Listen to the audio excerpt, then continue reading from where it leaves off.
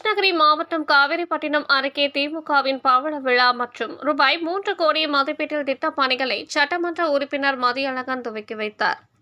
கிருஷ்ணகிரி மாவட்டம் காவேரிப்பட்டினம் அருகே உள்ள தலிஹள்ளியில் திமுக பவள விழா மற்றும் திட்டப் பணிகளின் துவக்க விழா வெகு விமர்சையாக நடைபெற்றது.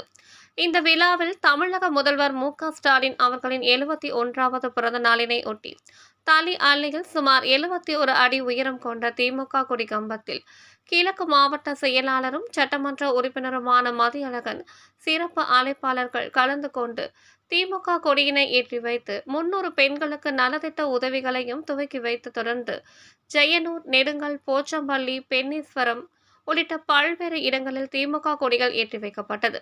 இதனைத் தொடர்ந்து போச்சம்பள்ளி இணைப்பு சாலையில் இருந்து ஜெயனூர் வரை சுமார் 3 கோடி ரூபாய் மதிப்பீட்டில் தார் சாலை அமைக்கும் பணிக்கான பூமி பூஜை நடைபெற்றது. இந்த பணிகளையும் சட்டமன்ற உறுப்பினர் மதியழகன் பூமி பூஜை செய்து பணிகளை துவக்கி வைத்தார். இந்த விழாவில் ஏராளமான மக்கள் கலந்து கொண்டு சிறப்பித்தனர்.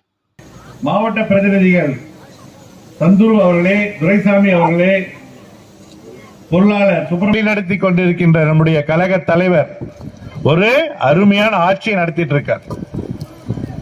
இந்தியாவுடைய துணை கண்டத்திலேயே யாரும் செய்யாத சாதனைகளை செஞ்சிட்டு இருக்கார். மக்களுடைய தேவைகளை உணர்ந்து பணியாற்றிட்டு இருக்கார்.